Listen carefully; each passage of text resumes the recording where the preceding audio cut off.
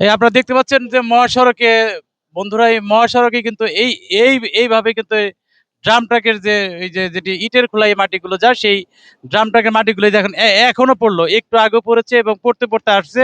তো এই মাটিতে স্লিপ কেটে কিছুদিন আগে নবীনগরে 5টি গাড়ি অ্যাক্সিডেন্ট হয় এবং আজকেও এখানে পড়তেছে। আসলে এই গাড়িগুলো একেবারেই কি অবস্থা যদি আপনাদের একটু দেখাই, দেখতে পাচ্ছেন যে এই যে মাটি কিভাবে পড়ছে এটা এটা আপনারা যদি একটু দেখেন, এই দেখেন যে কিভাবে ভেঙে ভেঙে মাটি পড়ে পড়ে আসতেছে। এটা কতটা ঝুঁকিপূর্ণ মহাসড়কের, এখানেও গাড়ি থামছে, এখানেও পড়ছে এবং পড়তে পড়তে আসছে। আমি এই গাড়িটির পিছনে ছিলাম, দেখতে দেখতে আসলাম। এখন এটা তো যে কোনো মুহূর্তে বড় দুর্ঘটনা ঘটতে পারে। আমি একটু ওনার সাথে চালকের সাথে কথা বলবো।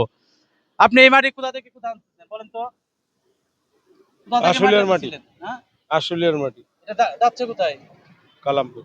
এই যে মাটি মহাসড়কে পড়ে পড়ে আসতেছে, অ্যাক্সিডেন্ট হলে ড্রাইভার কে দিবে? এখন এটা অ্যাক্সিডেন্টলি হয়েছে, আমরা তো এই যে এক্সট্রা লকও ব্যবহার করি। জি। এই যে রোডের ভাইব্রেশনে হয়তো বা খুলে গেছে, আর যখনই টের পাইছি তখন তো ব্রেক করে দাঁড়াইলাম। এই তো আপনাকে একজন বলছে আমার সামনে। হ্যাঁ তারপর বলছে। তার আগে আপনি খেয়াল করেন নাই? আমি তো ওই যে আর্মি চেক পোস্ট দিয়ে আসলাম, তখনও দেখছি পড়ে নাই।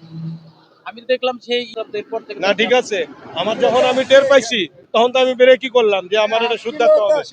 মানুষের কষ্ট দেওয়া তো আর আমার কর্তব্য না। এই দেখেন মাটি কিভাবে পড়ে পড়ে আসছে, যদি একটু দেখাই। এইভাবে কিন্তু কয়েকদিন আগে দুর্ঘটনা ঘটছে। আসলে এই